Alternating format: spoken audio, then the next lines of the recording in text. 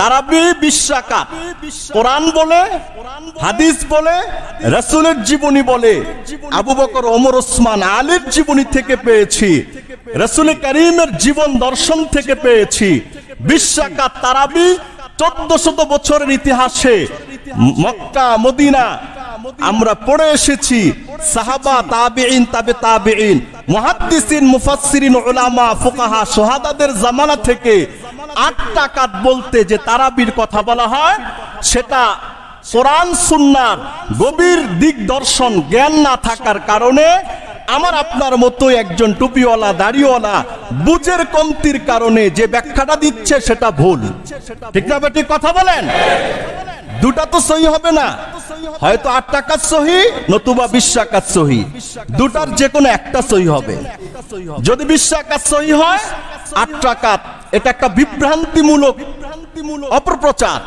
আর যদি 8 রাকাত হয়, তাহলে সেই নবীর জামানা থেকে 1200 বছর ধরে ইহতিমামের সাথে আমরা যে 20 রাকাত, আমি আপনি তো কালকের প্রজন্ম থেকে প্রজন্ম বললাম 1200 বছর, 1300 বছর ধরে, 1400, 1450 বছর ধরে যারা পড়ে আসছে, নবীর জামানার লোকরা পৃথিবীতে সর্বশ্রেষ্ঠ। নবীর পরে সাহাবীরা পৃথিবীর সর্বশ্রেষ্ঠ সাহাবী, সাহাবীদের পরে তাবি পৃথিবীর সর্বশ্রেষ্ঠ, তাবিদের পরে তাবে তাবি সর্বশ্রেষ্ঠ। নবী করিম বলেছেন আমার জামানার পরে 3 কাল আসবে, এই 3 কাল সর্বশ্রেষ্ঠ কাল, সাহাবাদের কাল, তাবিঈনদের কাল, তাবে তাবিঈনদের কাল। ইনাদের জীবন দর্শন, দিক দর্শন, জীবন চরিত্র যখন আমরা স্টাডি করি, পড়াশোনা করি, তখন 20 রাকাত তারাবি তারা পড়েছেন, আমরা পেয়েছি। হাদিস কোরআনে এটা ব্যাপারে ভরপুর। ঠিক না বেটি? কথা বলেন। আর যদি কেউ 20 রাকাতের জায়গা 8 রাকাত পড়লো, 8 রাকাত তো পড়লো, 20 রাকাতের জায়গা 4 রাকাত পড়ে চলে গেল, অন্তত 4 রাকাত তো পড়লো। 20 রাকাতের জায়গা 14 রাকাত পড়ে চলে গেল, ভাল লাগছে না, অন্তত 14 রাকাত তো পড়লো। কিন্তু সিদ্ধান্ত হলো আমাদের তারাবি কোরআন সুন্নাহ অনুযায়ী সাবেত কয় রাকাত? 20 রাকাত। কয় রাকাত? মক্কা মদিনায় এবার 10 রাকাতের একটা নিজাম করা হয়েছে। মক্কা মদিনার ইতিহাস বলি আমরা, কিন্তু মক্কা মদিনা কোরআন হাদিসের দলিল নয়। মদিনা ওয়ালা এখন মদিনায় জীবিত নাই, মক্কা ওয়ালা এখন মক্কায় নাই, মদিনা ওয়ালা তো মদিনায় শায়িত আছে। যদি মক্কা মদিনায় দলিল হতো, তাহলে মক্কার সুদখোররা সব জান্নাতে যেত। মক্কা মদিনার জিনাখোররা, মদখোররা, সুদখোররা, জালেমরা সব জান্নাতে যেত। ঠিক না বেটি? কথা বলেন। অথচ আরব বিশ্বের এই দেশের বড় রাজা যিনি, সে তো 1 নম্বরে ইসরায়েলি শক্তির এজেন্ডা, ইহুদি খ্রিস্টানদের এজেন্ডা বাস্তবায়ন করছে। 1400 বছর মক্কা মদিনার যে চিত্র ছিল না, সে ইউরোপ আমেরিকা থেকে সেগুলো আমদানি করে গোটা আরব বিশ্বের অংশটাকে সে একটা নাপাক কান্ট্রিতে রূপান্তর করার চেষ্টা করছে। ঠিক না বেটি? কথা বলেন। আল্লাহ রাসূল শুধু এতটুকু গ্যারান্টি দিয়েছেন, পৃথিবীতে একসময় দাজ্জালের উত্থান হবে, কিন্তু ওই দাজ্জাল মক্কার এরিয়া ঢুকতে পারবে না, মদিনার এরিয়ায় ঢুকতে পারবে না। দাজ্জাল গোটা পৃথিবীকে লন্ড বন্ড করে ফেলবে। আজকে যারা দাজ্জালের মন মানসিকতা লালন করছে, ওই সময় দাজ্জালের ধোকায় পড়ে দাজ্জালকে প্রভু মেনে দাজ্জালের মাধ্যমে চিরস্থায়ী জাহান্নামে চলে যাবে। ঠিক না বেটি? কথা বলেন। আল্লাহু আকবার। নবী করিম বলেছেন মক্কা মদিনার যে এরিয়াটা আছে, হেরেম, যেটাকে আমরা হেরেম বলি, মক্কার সীমানা মদিনার সীমানা, মানে মদিনার মসজিদ থেকে কয়েক কিলোমিটার মিলায়া মক্কার সীমানা, মদিনার হেরেমের পবিত্র সীমানাটা, এটার চতুর্পার্শ্বে রব্বুল আলামিন ফেরেশতা নিযুক্ত করে রেখেছেন। সুবহানাল্লাহ বলেন। ফেরেশতারা কিয়ামত পর্যন্ত থাকবে, মক্কা মদিনার পাহারাদারি করবে। আজ যে দাজ্জাল সমস্ত জায়গায় প্রবেশ করবে, এই 2 জায়গায় প্রবেশ করতে পারবে না। ঠিক না বেটি? কথা বলেন। আমার আপনার নজর তো একটাই, যেটা হাদিস থেকে আমরা পেয়েছি। নবী করিম বলেছেন তারাক্তু ফিকুম আমরাইন। মুয়াত্তা ইমাম মালিক রাহিমাহুল্লাহর বর্ণিত হাদিস, রাসূল করিম বলেছেন আমি তোমাদের জন্য দুটি জিনিস রেখে গেলাম, লাং তাদিল্লু মা তামাসসাকতুম বিহিমা কিতাবাল্লাহ ওয়া সুন্নাত রাসূলি। তোমরা কখনো পথভ্রষ্ট হবে না, গোমরাহ হবে না, সঠিক পথ থেকে বিচ্যুত হবে না, সিরাতে মুস্তাকিম থেকে তোমরা লন্ডভন্ড হয়ে ছিটকে পড়বে না। দুটি জিনিস যতক্ষণ পর্যন্ত আঁকড়ে ধরবা, এক নাম্বার কিতাব আল্লাহ, আল্লাহ পাকের কোরআনকে সঠিক ব্যাখ্যার সাথে আঁকড়ে ধরতে হবে। দুই নম্বর ওয়া সুন্নাত রাসূলি, নবীর জীবনীর লাখ লাখ হাদিসকে বিশুদ্ধ ব্যাখ্যার সাথে পালন করতে হবে। এই দুটা কাজ করলে কখনো তোমরা পথভ্রষ্ট হইবা না, গোমরাহ হইবা না। ঠিক না বেটি? কথা বলেন। আল্লাহু আকবার। মহান রব্বুল আলামিন দয়া করে, মায়া করে, ভালোবেসে আমাকে আপনাকে একত্রিত হওয়ার তৌফিক দান করলেন। আমরা সবাই মহান রব্বুল আলামিনের আলিশান শাহী দরবারে অন্তরের অন্তঃস্থল থেকে কালিমাতুশ শুকরিয়া জ্ঞাপন করছি। সবাই বলুন আলহামদুলিল্লাহ। মুহতারাম হাজিরিন, চলছে মাহে রমজান। দুটি গুরুত্বপূর্ণ কাজ আল্লাহ পাকের তৌফিকে আমরা ইহতিমামের সাথে, অতিশয় গুরুত্বের সাথে আদায় করার চেষ্টা করছি। যাদের উপর আল্লাহ পাকের তৌফিক, রহমত, দয়া যত বেশি, এই দুইটি স্পেশাল কাজ তারা তত ইহতিমামের সাথে সম্পাদন করছে। তার মধ্য থেকে একটির নাম হলো রমজানের মাসের রোজা রাখা, আরেকটি হলো কিয়াম সাধনা করা। সহজে বললে বুঝায় সিয়াম সাধনা, দিনের বেলায় রোজা রাখা, কিয়াম সাধনা রাত্রি বেলায়। অন্যান্য মাসের থেকে একটু ভিন্নতা। হাফেজ কোরআন সাহেবদের পিছনে বা ইমাম সাহেবদের পিছনে আমরা ইশার নামাজ জামাতের সাথে পড়ে বাড়তি আরো 20 রাকাত তারাবির নামাজ আদায় করছি। আলহামদুলিল্লাহ। এটাকে বলা হয় সাধনা। কষ্ট ছাড়া কেষ্ট মিলে না, সাধনা ছাড়া কিছু অর্জন করাও যায় না। একজন মুসলমানকে আল্লাহ পাওয়ার সাধক হতে হবে, একজন মুসলমানকে রাসূল পাওয়ার সাধক হতে হবে। যে সাধক হয় মঞ্জিলে মকসুদ পর্যন্ত পৌঁছতে গিয়ে যত বাধা বিপত্তি আসুক না কেন সব কিছুকে অতিক্রম করে সে তার অভিষ্ট লক্ষ্যে পৌঁছে যায়। ঠিক না বেটি? কথা বলে। একজন সাধক হতে হবে। আমি আপনি একজন সাধক। স্পেশাল রমজান মাসে লাগাতার 30 দিন না খেয়ে রোজা, এটা হলো রোজার সাধনা। লাগাতার 30টা দিন প্রতিদিন 20 রাকাত করে তারাবির নামাজ। অন্যান্য মাস, অন্যান্য দিনের তুলনা এক্সট্রা পড়তে হচ্ছে আমাদেরকে। এটা হলো কিয়াম সাধনা। এই যে দুটি কথা বললাম, দুটির ব্যাপারে বুখারী শরীফে পৃথক পৃথক হাদিস আল্লাহ পাকের রাসূল বলেছেন, ভাই সাধনা করলে কষ্ট কার না লাগে? আমার আপনার সবারই তো কষ্ট লাগে কিনা বলেন? কোন কাজ হাসিল করার জন্য মেহনত করলে সবার মধ্যেই কষ্ট আসে, ক্লান্তি আসে, তার মধ্যে অনেক লয় ক্ষয়ের জন্ম হয়। ঠিক না? এই যে আমরা স্পেশাল ভাবে আলাদা ব্যতিক্রম দুটি কাজ রমজান মাসে আমরা করছি। বুখারী শরীফের 2009 নম্বর হাদিসে এসেছে, বিশিষ্ট সাহাবী হযরত আবু হুরায়রা রাদিয়াল্লাহু তাআলা আনহু বর্ণনা করেন, রাসূলুল্লাহ সাল্লাল্লাহু আলাইহি ওয়াসাল্লাম ইরশাদ করেছেন, মান কামা রমাদানা ঈমানান ওয়া ইহতিসাবা গুফিরা লাহু মা তাকাদ্দামা মিন যামবিহি। আল্লাহু আকবার বলার জন্য, সুবহানাল্লাহ বলার জন্য রেডি থাকেন। নবী করিম বলেছেন, কোন মুসলমান যদি চাই সে নারী হোক বা পুরুষ হোক, রমজান মাসে ইহতিমামের সাথে 20 রাকাত তারাবি পড়বে দুইটি শর্তে। একটি হলো সে ঈমানদার, আরেকটা হলো সওয়াব পাওয়ার আশায়। আল্লাহ পাকের রাসূল বলেছেন, গফিরা লাহু মা তাকাদ্দামা মিন যামবিহি, তার পূর্বের সমস্ত সগীরা গুনাহ আল্লাহ তাআলা ধুয়ে মুছে সাফ করে দেন। কি বললাম? আল্লাহ রাসূল বলেছেন, যে বেটা, যে নারী পুরুষ ইহতিমামের সাথে 20 রাকাত তারাবি পড়বে, কিয়াম সাধনা করবে, তার পিছিলা সগীরা সব গুনাহ মাফ করে দিবেন।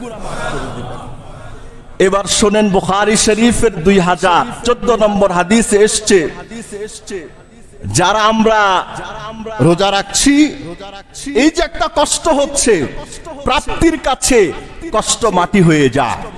মোম আগুন পেলে যেমন গলে যায়, প্রাপ্তির কাছে কষ্টগুলো মোমের মতো গলে যায়। যখন কেউ জানে আমার মেহনতের পরে এই ফলাফল আমাকে দেয়া হবে, তখন তার কষ্ট কষ্টই থাকে না। ওই ফলাফল পাওয়ার আশায় কষ্টগুলো সে সহজে মোমের মতো গলিয়ে দিতে প্রস্তুত থাকে। ঠিক না বেটি? কথা বলে। আবু হুরায়রার বর্ণনা, রাসূলুল্লাহ সাল্লাল্লাহু আলাইহি ওয়াসাল্লাম বলেছেন, মান সামা রমাদানা ঈমানান ওয়া ইহতিসাবা গুফিরা লাহু মা তাকাদ্দামা মিন যামবিহি। কোন আল্লাহ পাকের বান্দা বান্দি রমজান মাসে ঈমানের সাথে সওয়াব পাওয়ার আশায় রোজার মতো গুরুত্বপূর্ণ বিধান যদি সে পালন করে, রাসূল করিম বলেন, গুফিরা লাহু মা তাকাদ্দামা মিন যামবিহি, তার পূর্বের সমস্ত সগীরা গুনাহ আল্লাহ তাআলা ধুয়ে মুছে সাফ করে দেন। সুবহানাল্লাহ বলেন। এই দুইটি ফজিলত আমার আপনার দরকার আছে না নাই? আমার রোজা যেন রোজাই না হয়, যে রোজার সওয়াব নাই। আমার তারাবি যেন তারাবি না হয়, যে তারাবির কোনো সওয়াব নাই। রোজা সওয়াবহীন যেন না হয়, তারাবিটাও যেন সওয়াবহীন না হয়। প্রশ্ন, হুজুর রোজা তারাবিটাও কি সওয়াবহীন হতে পারে? হ্যাঁ, অবশ্যই পারে।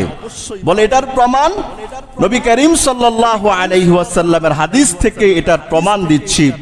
মুস্তাদরাক হাকিমের 1603 নম্বর হাদিসে এসেছে, হযরত আবু হুরায়রা রাদিয়াল্লাহু তাআলা আনহুর বর্ণনা, রাসূলুল্লাহ সাল্লাল্লাহু আলাইহি ওয়াসাল্লাম বলেছেন, রুব্বা কাইমিন হাজ্জুহু মিন কিয়ামিহি আস-সাহার ওয়া রুব্বা সাইমিন হাজ্জুহু মিন সিয়ামিহি আল-জু'।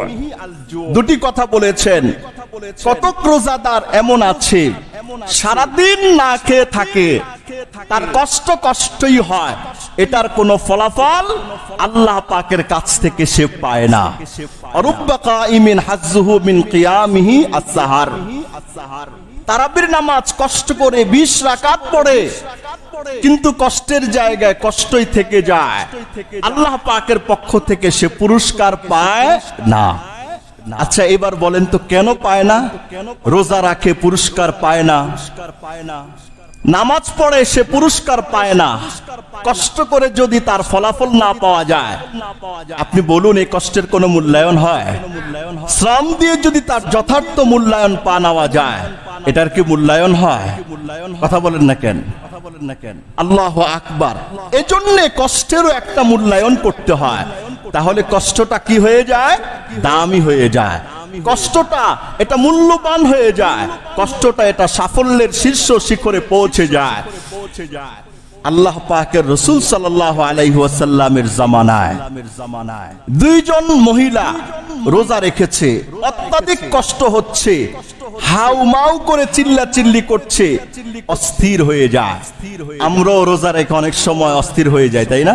একটা পেরেশানি, বুখা, পিপাসা লেগে যায়। যারা রমজান মাসে কর্মমুখর মানুষ, মানবিক চাহিদা এটা থাকবেই। তারপরেও যে আমি না খেয়ে আছি, যিনি দেখছেন তিনি কে? আর যে বেটা রমজান মাসে পর্দা দিয়ে খায়, কেউ দেখে না, কথা বলে না, কেউই দেখে না তাকে, পর্দা দিয়ে খায়, ঘরে খায়, বদনার চিল্লো দিয়া খায়, পৃথিবীর কেউ দেখে নাই। দেখছেন কে? যে আল্লাহ তাআলা তার হাতে গ্লাসটা উঠানোর তৌফিক দিয়েছে, যে আল্লাহ তাআলা তার এই মুখের মালিক, যে আল্লাহ পাকে বডির মালিক, ওই আল্লাহ কিন্তু তাকে ঠিকই দেখছে। আর যিনি খাচ্ছেন না ওনাকেও দেখছেন, যিনি তিনি কে? আল্লাহ তাআলা দেখছেন। আল্লাহ পাকের রাসূলের জামানায় এরকম দুজন নারীকে উপস্থিত করা হলো, খুব কাতর হয়ে গেছে, মনে হয় যেন মৃত্যু সংকটাপন্ন অবস্থায় আছে। নবী করিমকে বলা হলো, ইয়া রাসূলুল্লাহ, ওই যে দুজন মহিলা অত্যাধিক কাতর। নবী করিম জিজ্ঞেস করলেন, কি হলো? বললেন, এরা রোজা রেখেছে, তাদেরকে ডাক দাও। ডাকা হয়েছে, বলে একটা পেয়ালা দাও। পেয়ালা দেওয়া হয়েছে। এবার সাহাবীকে বললেন, বলো ওদেরকে এই পেয়ালার মধ্যে একটু কষ্ট করে বমি করার জন্য। দুইজন নারী বমি করলো। ওই বমি যেটা করেছে এটা খাদ্য নয়, এই বমির মধ্যে এসছে গোশত এবং রক্তের টুকরা। নাউজুবিল্লাহ বলেন। সাহাবায়ে কেরাম রহস্য জানতে চেয়েছেন, ইয়া রাসূলুল্লাহ, এই দুজন নারী বমি করলো, মুখ দিয়ে গোশতের টুকরা আর রক্তকণা বের হলো, কারণ কি? আল্লাহর রাসূল বলেছেন, এই দুইজন রোজার যেই পবিত্রতা আছে সেটা রক্ষা করে নাই। তার মধ্যে একটা হলো, রোজা রেখে মিথ্যা কথা বলা যাবে না, গীবত করা যাবে না, গালি দেওয়া যাবে না, চগলখড়ি করা যাবে না, পরনিন্দা করা যাবে না। নবী করিম বলেছেন, এই দুইজন মহিলা রোজা রেখে পরের গীবত গাইছে, যার কারণে তাদের রোজাটা আর রোজার মতো থাকে নাই, এজন্যই তাদের খুব কষ্ট হচ্ছে। আপনারা আমরা যারা আছি একটু পার্থক্য করি। নামাজ যদি হয় মানুষকে দেখানোর জন্য, ওই নামাজ 2 রাকাত না, 1 রাকাত অনেক কষ্টের হয়। কেন? মাকসাদ তো হলো দুনিয়া, ঠিক না? যে কোনো ইবাদত যদি মাকসাদ হয় গায়রুল্লাহ, ওই ইবাদত 1 টাকা দান করলেও বুকটা ফাইটা যায়। কেন? মাকসাদ তো তার দুনিয়া। যে কোনো ইবাদত সহজ হোক আর কঠিন হোক, যদি কোনো মুমিন তার ইশকের জলওয়াই দিয়ে সে এটাকে পার্থক্য করে আর চিন্তা করে, আমার এই কষ্ট তো মহান রব্বুল আলামিনের জন্যই, তখন তার কষ্ট কষ্ট মনে হয় না। সে সন্তুষ্টি চিত্তেই আল্লাহ পাকের বিধান যত কষ্টকর হোক না কেন, সে তা পালন করেই সে খুশি থাকে। ঠিক না? ঠিক কথা বলেন। পালন করেই সে খুশি থাকে। এক একজন মুমিন মুসলমানের টার্গেট উদ্দেশ্য থাকবে রাজা বিল কাজা, আল্লাহ পাকের ফয়সালায় সন্তুষ্টি থাকা, আল্লাহ পাকের সন্তুষ্টির জন্য চেষ্টা সাধনা করতে থাকা। সুবহানাল্লাহ বলেন। আমার ইবাদতে যতই কষ্ট হয়, আমি যখন আল্লাহ পাকের দিকে দিলকে মনোনিবেশ করি, আমার কাছে আরো বেশি ভাল লাগে। আল্লাহ, কষ্ট যত বেশি সব তুমি দেখছো, কষ্ট কম এটাও তুমি দেখো, কষ্ট যত বাড়ছে এটাও তুমি দেখছো, কষ্ট যত বেশি হবে আল্লাহ পাকের কুদরতের নজর বান্দার প্রতি তত বেশি করে পড়বে। সুবহানাল্লাহ বলেন। আল্লাহু আকবার। নবী করিম বললেন, এই দুইজন মহিলা রোজা রাইখা গীবত গাইছে, যার কারণে আর ওই যে ক্ষুধার যন্ত্রণায় আল্লাহ পাকের তরে ইশক নাই, মহাব্বত নাই। রোজার অবস্থা তো 12টা বেজে গেছে। তাহলে বোঝা গেল, রোজা রেখে গীবত চগলখড়ি করা, চোখ কান হেফাজত না করলে এই রোজা রোজার মতোই থাকে, সওয়াব পাওয়া যায় না। বেফায়দা একটা রোজা রাখলাম, যে রোজার সওয়াব নাই। নাউজুবিল্লাহি মিন যালিক। যে নারীরা রোজা রাখে বেপরদায় মার্কেটে মার্কেটে সারাদিন ঘুরে, এদের রোজা রোজার জায়গায় থাকে, ফলাফল 1 মাস কাজ করলাম, 1 মাসের পরে রেজাল্ট হলো, মালিক বলেছে তোর জন্য আমার মজুরির দরজা বন্ধ, আমার কাজের মতো করে করস নাই, এজন্য তোর টাকাও পাবি না। তাহলে ওই শ্রমিকের অবস্থাটা কেমন হবে বলেন?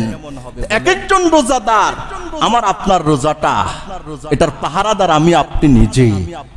কোরআনুল কারীমের 26তম পারার অবস্থিত 49 নম্বর সূরা সূরাতুল হুজুরাতের 12 নম্বর আয়াতে এসেছে।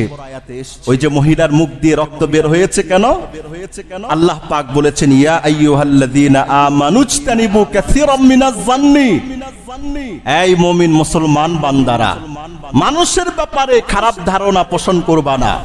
ইন্না বা'দাজ জান্নি ইসমুন, খারাপ ধারণা করলা এটা মারাত্মক পর্যায়ের গুনাহ। কোন সময় কারো উপর এমন ধারণা জন্মে মন চায় তার সাথে জীবনে কথা না বলি। আচ্ছা, এরকম হয় কি হয় না? এরকম হয় না? সামনাসামনি সে কোনো ক্ষতি করে নাই, শুধু আপনার আমার দুজনের মধ্যে যে খুব মহাব্বতটাকে একটু কেটে দেওয়ার জন্য থার্ড পারসন একজন আইসা বলছে আপনার কাছে যে আপনি যার সাথে থাকেন বা যিনি আপনার বন্ধু, তিনি আপনার পরিবার বাপ মা নিয়ে এই সমালোচনাগুলো করছে। আপনি কিন্তু এই কথাটা তাকে কোনোদিন আর জিজ্ঞেস করবেন না। এই শোনার দ্বারাই প্রিয় বন্ধুর উপর একটা বদ ধারণা তৈরি হয়েছে, মন চায় সারা জীবন তার সাথে আর কথা না বলি। এই ধারণার উপর ভিত্তি করেই আমাদের সমাজ অনেক সময় ক্রাইসিস মুভমেন্ট পার করে, তাই না? পারিবারিক দ্বন্দ্ব, সামাজিক দ্বন্দ্ব, আপোষের মধ্যে বিবাদ কেন? ধারণার উপরে। তৃতীয় যেই ব্যক্তিগুলো লাগাইলো, ও তো মানুষ নয়, ও মানব রূপী একটা আস্ত শয়তান। ঠিক না বেঠিক কথা বলেন? আল্লাহ পাকের রাসূল বলেছেন, যারা দুই ভাইয়ের মধ্যে বিপদ লাগানোর জন্য চেষ্টা করে, এরা মানুষ নয়, মানুষ রূপী আস্ত একটা শয়তান। তৃতীয় পক্ষ সুযোগ সন্ধানে থাকে। কথা বলেন, ওয়ালা তাজাসসু, কুটনামিগিরি করবা না, গোয়েন্দাগিরি করবা না, ওয়ালা ইয়াগতাব বা'দুকুম বা'দা। আল্লাহ পাকের রাসূল বলেছেন, তোমাদের কেউ যেন কারো গীবত না করে। আল্লাহ বলেছেন, গীবত করলে কি হয়? আইয়ুহিব্বু আহাদুকুম আইয়াকুলা লাহমা আখিহি মাইতান ফাকারিহতুমু। আল্লাহ বলছে, তোমাদের কেউ কি চাও নিজের ভাই মরে গেছে, তোমার ক্ষুধা, মরা ভাইয়ের গোশত খেতে কি কারো মন চাইবে? আর একটা রক্তের বাঁধন হারালাম, আপন মানুষটা হারালাম, সুখে দুঃখে যাকে পাবো তাকে হারালাম, ভাই চলে গেছে, তার মধ্যে দুঃখের পাহাড় ভেঙে পড়েছে। এই মুহূর্তে ভাইয়ের গোশত খাওয়া একজন ভাইয়ের কাছে ক্ষুধার্ত অবস্থায় কি মন চাবে? আল্লাহ পাক বলেছেন, তোমাদের কেউ কি তার ভাইয়ের গোশত খেতে পছন্দ করো? আমরা উত্তর দিলাম না, পছন্দ করি না। আল্লাহ বললেন, অপাত্রে গীবত গাইলে, মৃত ভাইয়ের গোশত খাওয়া যেমন অপরাধ, গীবত গাওয়াও তেমন অপরাধ। গীবত গাওয়াও তেমন অপরাধ। ব্যক্তি হিসেবে গীবত বাড়বে, ব্যক্তি যেমন ওই গীবতের গুনাহটা তত বড় হবে। সাধারণ মানুষের গীবত গাওয়া যে রকম গুনাহ, এজন্য ইমাম সাহেবের গীবত গাওয়া গুনাহ কি কম হবে না বেশি হবে? কথা বলেন না কেন? একজন সাধারণ মানুষের গীবত গাওয়া, যিনি সাধারণই, একজন অসাধারণ হাজারের মধ্যে একজন, তার গীবত গাওয়া তাকে অনেক অনুসরণ করে, গুনাহ কম হবে না বেশি হবে? বেশি হবে। আল্লাহ পাকের রাসূল বলেছেন, বাস্তবিক গীবত গাইলে, গীবত করলে যে মরা ভাইয়ের গোশত খাওয়া হয় একটা গুনাহ। এই মহিলারা রোজা রেখে গীবত গাওয়ার কারণে বমি করেছে, বমির মধ্যে খাদ্য আসে নাই, আসছে রক্তের টুকরা আর মাংসের টুকরা। নাউজুবিল্লাহ বলেন। এজন্য রোজার জিম্মাদার, হেফাজতের আমি আপনি সবাই। আমার রোজাটা যেন রোজার মতোই থাকে, আপনার রোজাটা যেন পূর্ণ পারিশ্রমিকে আপনি পান, প্রতিদিনেরটা যেন প্রতিদিন পান, মাস শেষে যেন স্পেশাল ভাবে বোনাস সহ আল্লাহর কাছ থেকে ঈদের নামাজ পড়তে এসে যেন আপনি পেয়ে যান। সুবহানাল্লাহ বলেন, সুবহানাল্লাহ বলেন। রোজার সময় নিজেকে অনেক কন্ট্রোল করতে হয়। এটা ধৈর্যের মাস। এটা কিসের মাস? সবরুস সাহার, ধৈর্যের মাস। শাহরুস সাবার, ধৈর্যের মাস। এজন্য আল্লাহ পাকের রাসূল বলেছেন, বুখারী শরীফের 1894 নম্বর হাদিসে এসেছে, হযরত আবু হুরায়রা রাদিয়াল্লাহু তাআলা আনহু বলেছেন, আসিয়ামু জুন্নাতুন, রোজা ডাল। ফাইদা কানা সাওমু ইয়াউমি আহাদিকুম, তোমাদের কারো যখন রোজার দিনগুলো শুরু হয়ে যায়,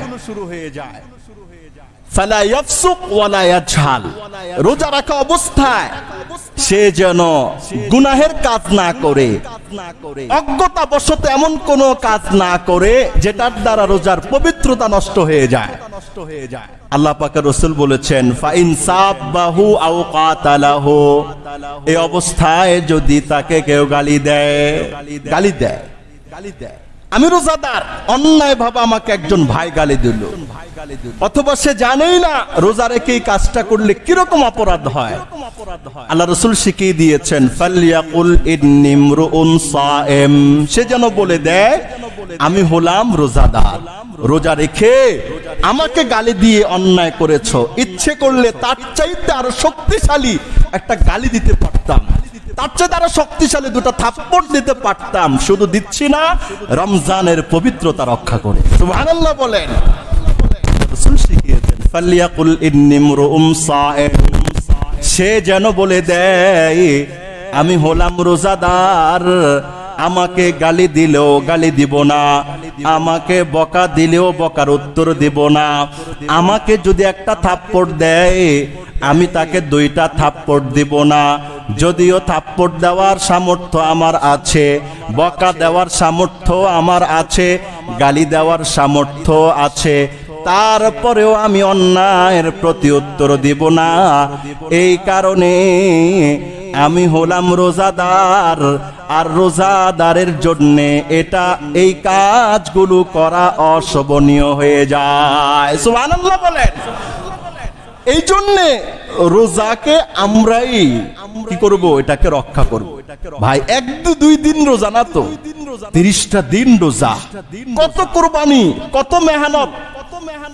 এটা যদি কোনো মামুলি ব্যাপার হতো, হিচনিস ব্যাপার হতো, আল্লাহ বলতে 12 মাসে রোজা রাখ না, এটা কষ্টের কাজ, মেহনতের কাজ, পরিশ্রমের কাজ। এত মেহনত, এত কষ্ট, এত পরিশ্রম কেন? মালিকের ভালোবাসার জন্মে এই কষ্টই হয় না, কষ্ট হলেও তো পুরস্কার দেনেওয়ালা যে খালেক রাজ্জাক, তিনি তো 24 ঘন্টা আমাকে তার রহমতের চাদর দিয়ে আবৃত করে রেখেছেন। সুবহানাল্লাহ বলেন। আল্লাহু আকবার।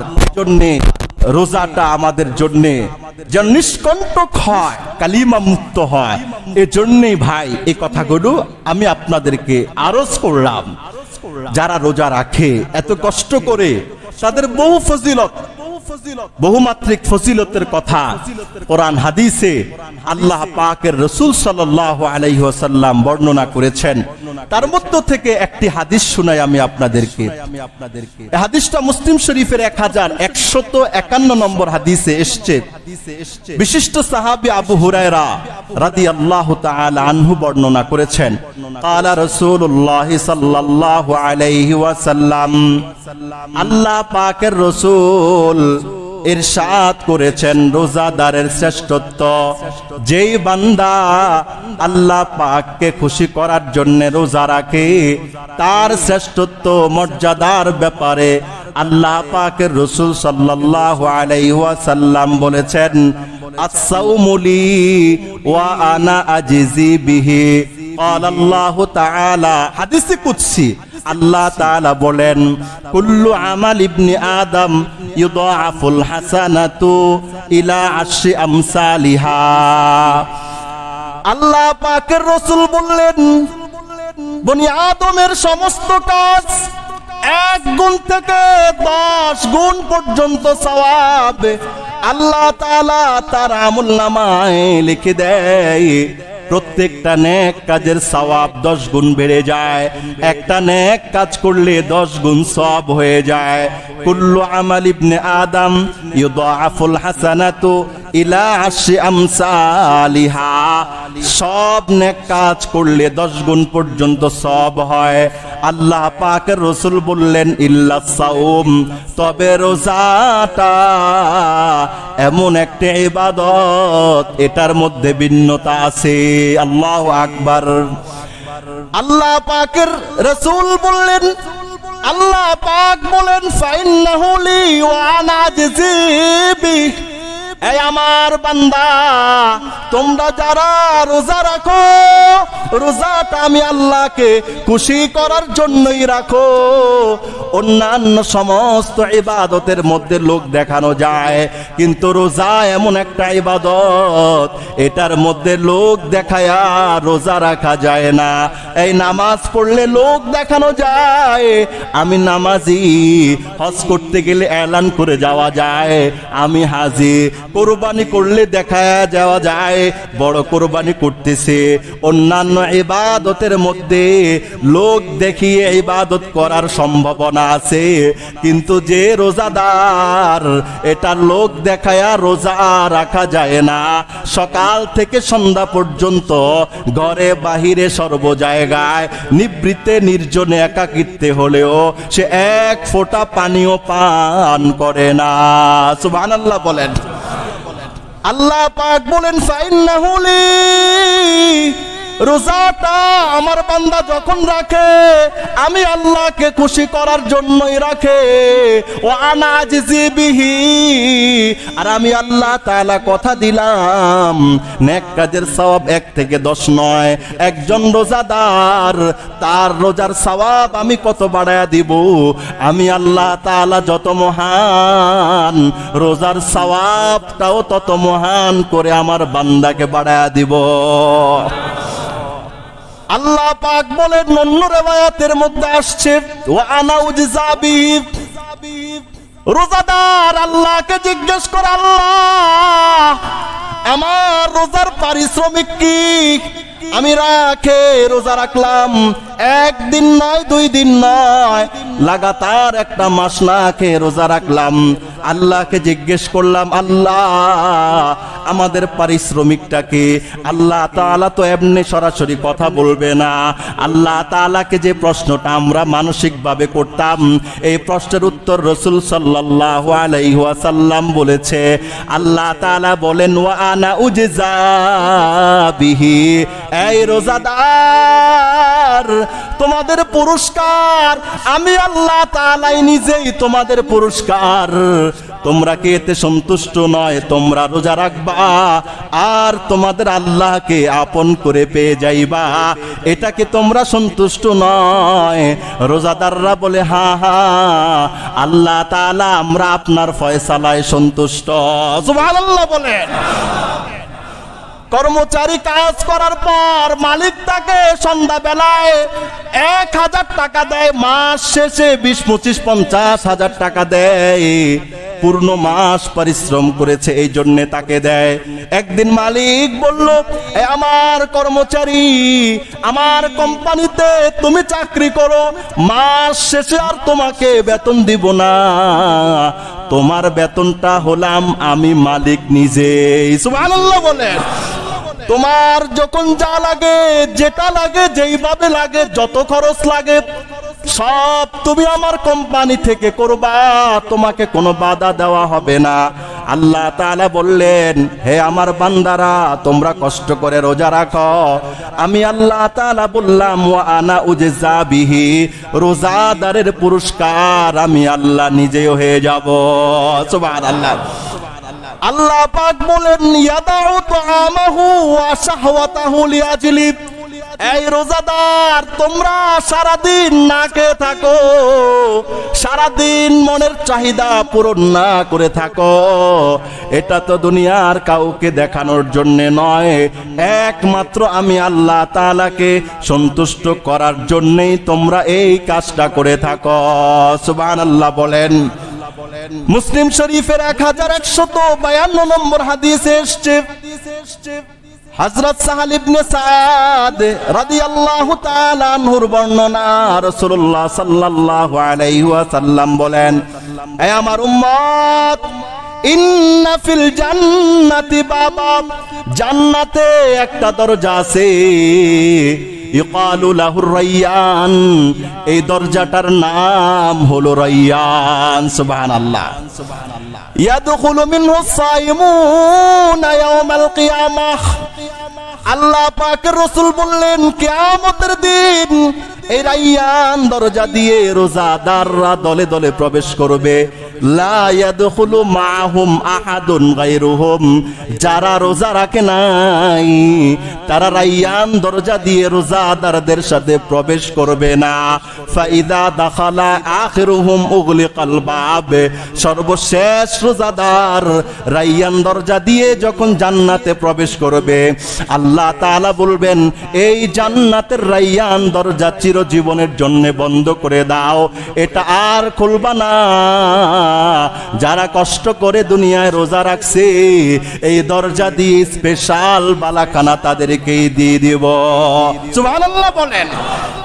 স্পেশাল ভাবে তারা এই দরজা দিয়ে কি করবে? ঢুকবে। আল্লাহু আকবার।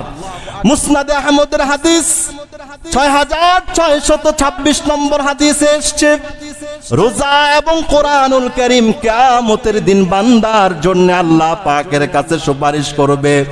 আসিয়াম ওয়াল কোরআন ইয়াশফাআন লিল আবদি ইয়াওমাল কিয়ামা। আল্লাহ পাকের রাসূল বললেন কিয়ামতের দিন রোজা এবং কোরআন আল্লাহ পাকের কাছে সুপারিশ করবে। হায় হায়, রোজা কেমনে সুপারিশ করবে? রোজার তো হাত নাই, মুখ নাই, কান নাই, কোরআন কেমনে সুপারিশ করবে?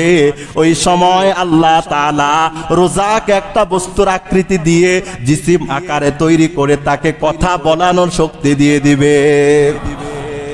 ইয়াকুলু সিয়াম, রোজা বলবে আই রাব্বি মানাতু আত-তাআম ওয়াস শাহওয়াত বিন নাহার। রোজা আল্লাহ পাকের কাছে ফরিয়াদ করবে, আল্লাহ আপনার এই বান্দা বান্দিকে সারাদিন কিছু খাইতে দেই নাই, সকালে কিছু খায় নাই, দুপুরেও কিছু খায় নাই, বিকাল বেলাও কিছু খায় নাই, সূর্য উদয় থেকে সূর্যাস্ত পর্যন্ত কিছু খায় নাই। আয় আল্লাহ তাআলা, আমি তার রোজা আজ বিপদের দিন তার জন্য সুপারিশ করছি। আয় আল্লাহ তাআলা, আপনার এই বান্দাটাকে মাফ করে দেন। সুবহানাল্লাহ বলেন। ওয়ায়াকুলুল কোরআন, আর কোরআন বলবে আই রাব্বি মানাতুন নাওমা বিল্লাইল। আয় আল্লাহ তাআলা, আপনার বান্দাকে রাত্রি বেলায় লম্বা সময় হাফেজ সাহেবদের পিছনে দাঁড়িয়ে দাঁড়িয়ে তারাবির নামাজ পড়েছে, তাহাজ্জুদ নামাজ পড়েছে, ইশরাকের নামাজ পড়েছে, নফল নামাজ পড়েছে, সারা রাত কোনো না কোনো সময় সে আপনার বন্দেগীতে ব্যস্ত ছিল। আয় আল্লাহ, ইচ্ছে করলে 2 রাকাত তাহাজ্জুদ না পড়ে ঘুমাইতে পারত, 8 রাকাত নফল নামাজ না পড়ো সে ঘুমাইতে পারত। আয় আল্লাহ তাআলা, না ঘুমিয়ে সে আমাকে নামাজে একাকিত্বে তিলাওয়াত করেছে। ফাশাফিনি ফিহি, আজকে বিপদের দিন তোমার এই গুনাহগার বান্দার জন্য আমি সুপারিশ করছি। আয় আল্লাহ তাআলা, আপনার এই বান্দাকে মাফ করে দেন। সুবহানাল্লাহ বলেন। আল্লাহ পাকের রাসূল বললেন ফায়ুশাফাআন, রোজা কোরআন আল্লাহকে সুপারিশ করতে দেরি। আল্লাহ তাআলা রোজা এবং কোরআনের সুপারিশ পাওয়ার পর বান্দাকে ডাক দিবে, তোর জন্য কোরআন সুপারিশ করছে, তোর জন্য রোজা সুপারিশ করে। আমি আল্লাহ তাআলা এই 2 জনের সুপারিশ ফেলতে পারবো না। যা যা, তোর জীবনের গুনাহ মাফ করে দিলাম, তুই আমার তৈরি করা জান্নাতের মধ্যে ঢুকে যা। আল্লাহু আকবার। ভাই, রোজা, এটার নাম রোজা, প্রাপ্তি পাওয়া আশা সাধনার নাম রোজা। ইহতিমামের সাথে রোজার এই কার্যক্রমটা ঈদ পর্যন্ত আমরা ইহতিমামের সাথে করব তো ইনশাআল্লাহ? সবাই করব। যে কথাগুলো শোনেন ঘরে গিয়ে বিবির সাথে, বোনের সাথে, মেয়ের সাথে, প্রিয়জনদের সাথে আলাপচারিতা করবেন। এটাও আপনার জন্য একটা বড় জিম্মাদারি যে আজকে কথাগুলো শুনে আসছি, এটা করলে এই লাভ, এটা করলে এই লাভ, এটা করলে এই লস, এটা গুনাহের কাজ, এটা হারাম কাজ, এটা করলে জাহান্নামে যেতে হয়। আপনার পার্টনারের সাথে, আপনার প্রিয় আস্থাভাজনদের সাথেই তো নেকের কথা মুজাকারা করার নামই তো মুমিন মুসলমান। ঠিক না বেটে? কথা বলেন। একজন আরেকজনকে কত পরামর্শ দেই, সব পরামর্শের আগে যদি রাখতাম একজন আরেকজনকে কিভাবে জাহান্নাম থেকে বাঁচায়া জান্নাতে নেওয়া যায়, এই পরামর্শটা যদি আমরা সর্বাগ্রে রাখতাম, তাহলে আমাদের সমাজের মানুষগুলো এক একটা স্বর্ণে রূপান্তরিত হতো, এক একটা কষ্টি পাথর হয়ে যেত, পরশ পাথরের মতো দামি হয়ে যেত। ঠিক না বেটে কথা বলেন?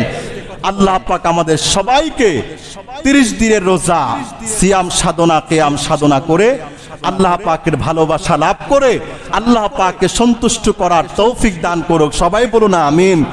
যত কষ্টই হোক না কেন এই কাজগুলো যেন সবাই আল্লাহ পাকের ভালোবাসায় আমরা রাখি। আল্লাহ পাক আমাদের সবাইকে তৌফিক এনায়াত করুক। সবাই বলুন আমিন।